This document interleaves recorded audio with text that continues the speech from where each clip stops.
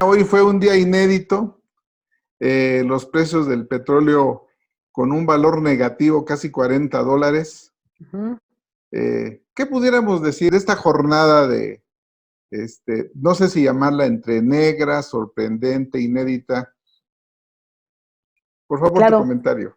claro, con mucho gusto. Mira, es una jornada, por supuesto, única, que yo creo que vamos a recordar mucha gente durante muchos años, que es el resultado, en principio, de una circunstancia muy particular de los mercados financieros, ¿ok? Entonces, esta situación no refleja en, digamos, uno a uno lo que está pasando con el petróleo. Fue una situación muy particular. Muy Se particular. vencen los contratos futuros, es el día en que se empiezan las liquidaciones de los contratos futuros, en este caso el futuro del WTI a mayo, y el hecho de que la demanda global esté tan castigada y por lo tanto no haya posibilidad, digamos, de que el mundo consuma petróleo o derivados.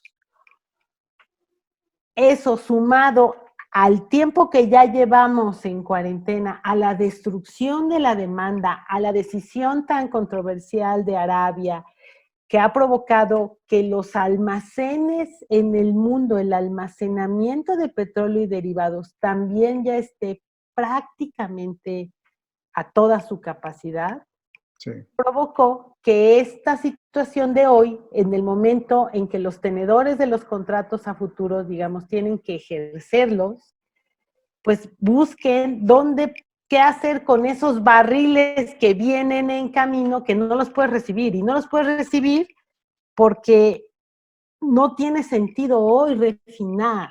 claro. No hay interés, no hay demanda, pues, más que interés, no hay demanda. No hay demanda. Y no hay dónde guardarlo. Entonces tienes que impedir a toda costa que se muevan esos barriles y terminas pagando porque se los lleven, porque alguien los tome. Claro. Yo te diría, para mí lo relevante, esto es lo que explica o trato de explicar de una manera muy, muy simplista lo que pasó, pero lo relevante, lo verdaderamente trascendente, lo que hay detrás y que va a seguir esto independientemente de que se lleven a cabo las liquidaciones de los contratos a futuros, es que la expectativa general sobre el sector hidrocarburos sigue siendo muy negativa porque no hay demanda, No hay demanda. porque ya se llenó el almacén. Entonces, hoy en sí no te parece no tener ningún sentido económico el seguir bombeando petróleo, y eso es lo que más importa. Claro. ¿Cuándo va a tener sentido recuperar la capacidad de bombeo de petróleo y, por supuesto, de su refinación? Bien, como dice recientemente en el grupo de la OPEP más, llegaron unos acuerdos, ¿verdad? Donde a partir de mayo va a haber un recorte en la producción. La situación que se está viviendo hoy, ¿se podrá corregir hacia adelante o la situación de hoy lo que está haciendo es ver la verdadera realidad del mercado petrolero? Mira, yo insisto en que lo que pasó hoy se puede aislar un poquito. Ok, Específicamente eso que pasó hoy, esos $40 negativos del precio del WTI, se pueden aislar y pueden responder más a la circunstancia particular que describí hace un momento. ok, Pero sí traen como en el fondo esta enorme preocupación de que hay demasiado petróleo en el mundo para el nivel de demanda tan limitada que tenemos, dado que una gran parte de la economía está parada como resultado de la cuarentena que hemos tenido que adoptar globalmente. sí, Entonces, insisto, eso es lo relevante. El acuerdo de la OPEP, sí, bueno, y lo vimos actuar, vimos claramente cómo los precios no reaccionaron, y no reaccionaron porque un recorte que originalmente fue de 9.7 y luego, o sea, aparecieron por ahí otros 2 millones de Arabia y Kuwait, eran claramente insuficientes frente a una destrucción de demanda que ya se estima del 30% o 30 millones de barriles al día en el mes de abril. Entonces, la conclusión es, hay mucho petróleo hoy, mucho más de aquel que el planeta puede consumir.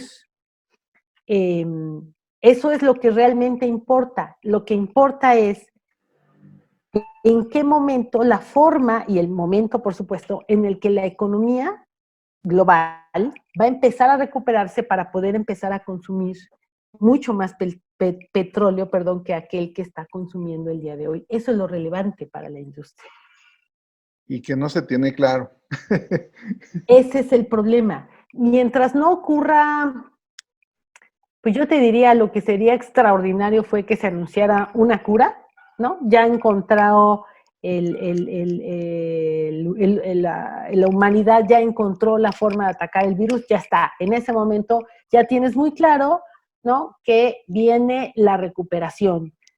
La recuperación per se tiene su reto, ¿de acuerdo? Totalmente de acuerdo. Pero por lo menos ya tienes acotado el plazo, que mientras no lo tengamos y esto se va a seguir prolongando. En principio te pongo el ejemplo de México, pues sabemos que es un mes más, pero sin que tengamos todos la plena seguridad de que dentro de un mes efectivamente podemos salir a la calle y de qué forma, porque no, creo yo que es imposible pensar, mientras no haya una cura, que podemos regresar de un día para otro a la vida que teníamos antes del virus.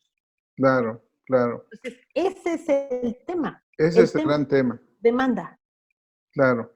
Y mientras esa demanda siga en esta perspectiva de que las economías están paradas, porque todavía no se sabe cómo se trazó un plan, pero como dices tú, ni México, ni Estados Unidos, ni otra economía en el mundo por ahí, haya habido previsiones arriesgadas en un momento dado, pudiéramos decir, pero no hay nada concreto. Absolutamente. Sabemos, hemos escuchado ya de varios programas de rescate puestos por diferentes gobiernos, el propio de los Estados Unidos.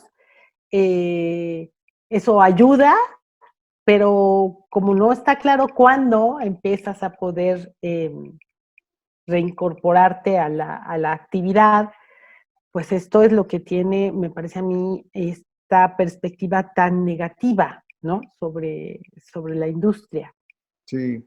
Estimada Rosanetti, y hacia adelante, ¿qué sigue? Digamos, si pudiéramos hablar de 1, 2, 3 escenarios, en tu experiencia, ¿tú cómo lo podemos ver ahora sí que hacia adelante o hacia el futuro? Mira, yo te diría, yo lo que creo que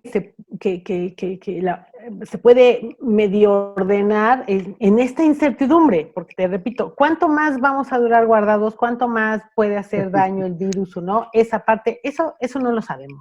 Es un detalle que no sabemos. En esta circunstancia, entonces, creo yo que sí, lo que sí podríamos tratar de hacer es como poner un límite, a tratar de establecer un horizonte, un esquema y decir, tiene estos dos límites, el mejor escenario y el peor. ¿Cuál es el mejor escenario? Pues donde te digo, mañana, en una semana, en 2 semanas más, de pronto se da una noticia y se dice, ya está la cura. ¡Wow! Maravilloso. Ya. Eso corta toda especulación sobre la futura destrucción de la demanda y lo que te trae a la mesa es, muy bien, entonces ahora sí, los programas de recuperación, cómo se van a ir implementando, pero ya con una expectativa clara de, ya salimos del proceso de destrucción. De destrucción. Ese es uno de tus límites. ¿Qué probabilidad tenemos? No tengo la menor idea. Estoy especulando completamente. Claro. Pero ese sería un escenario en donde podríamos decir, vamos a salir más rápido, se acaba esta expectativa tan negativa. Y el otro, pues es, digamos, como estamos sin noticias nuevas. Seguimos viendo cómo se destruye la demanda. Seguimos viendo como los Estados Unidos, y lo pongo como ejemplo porque además de que es nuestro socio comercial más importante, es pues de las economías la economía más grande del mundo. Entonces, claro, de ahí la importancia que los Estados Unidos, además de China, India, empiecen a recuperarse. Entonces, digo, en el otro escenario no cambia nada, no sabemos nada, los Estados Unidos siguen reportando crecimiento en en sus contagios, por lo tanto no hay expectativa certera de Sí, recuperación. ¿Y qué pasa entonces en la industria de hidrocarburos?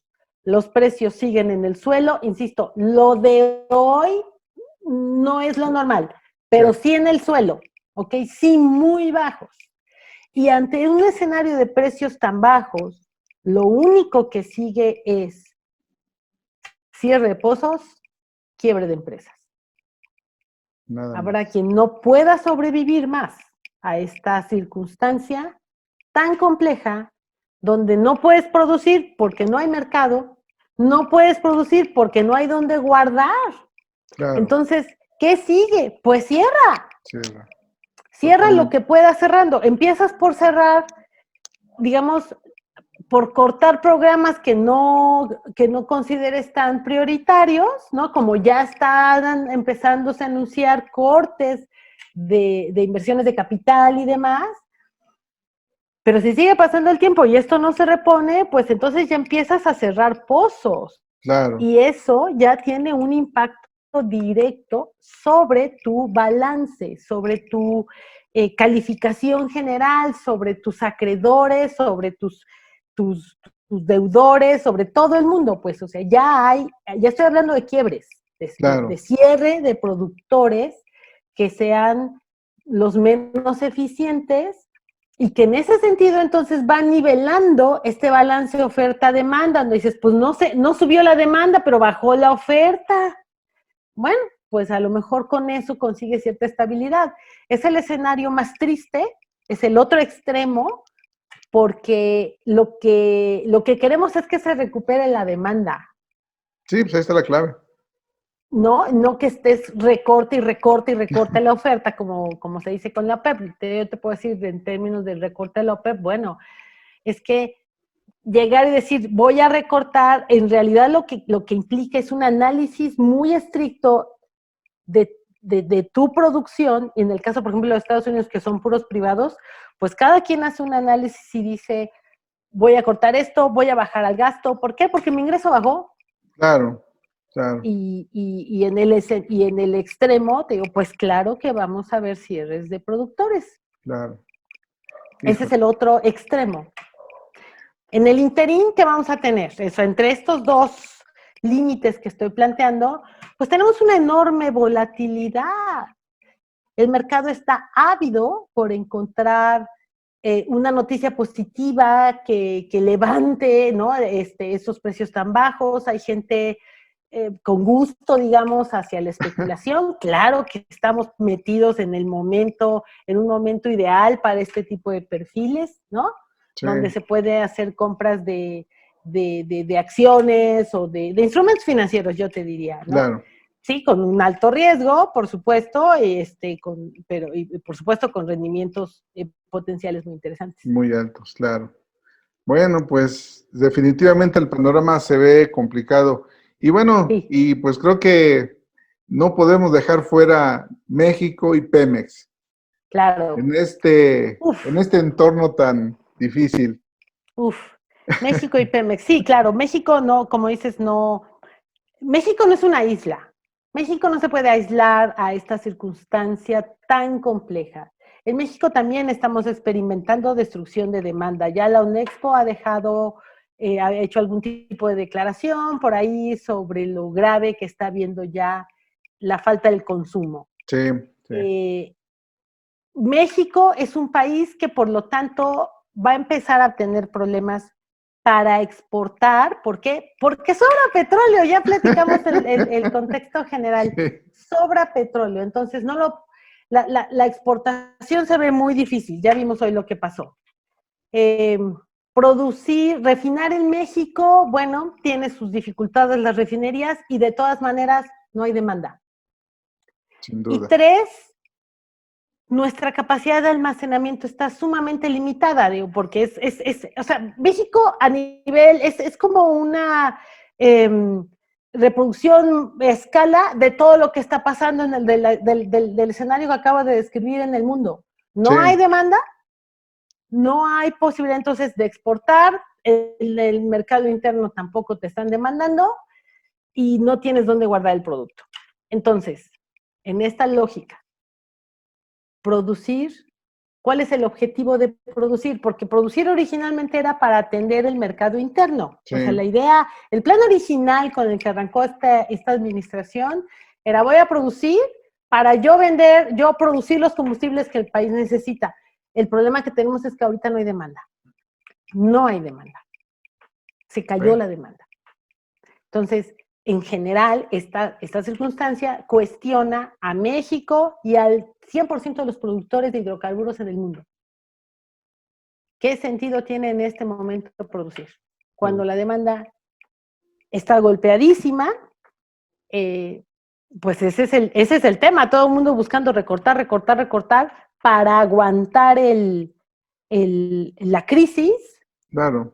sobrevivir y reinventarte. ¿Qué necesitas? Además, por supuesto, de cortar tu gasto lo más que puedas.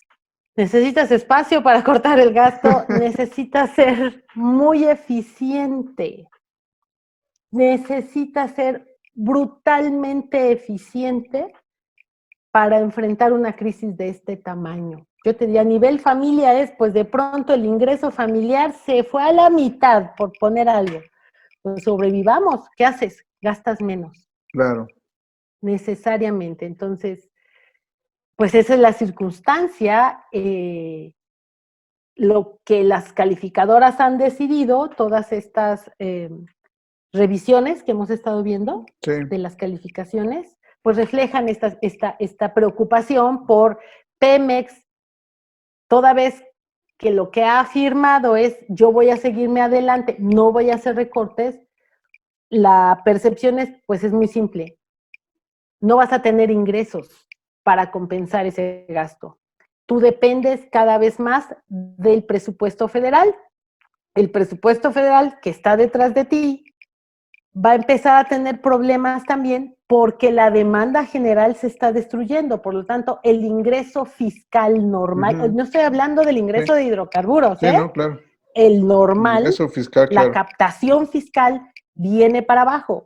¿Qué pasa entonces cuando tú tienes, en este ejemplo familiar que yo decía, se bajó, perdimos el trabajo, tenemos que bajar nuestro gasto, resulta que no lo bajamos y que le pedimos prestado a un pariente, al papá o al abuelo? Muy bien, nos presta, pero de repente el abuelo también pierde el empleo, también pierde la mitad de su ingreso.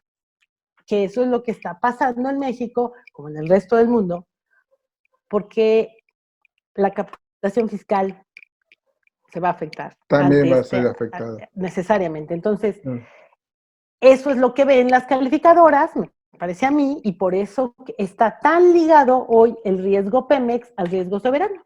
Claro.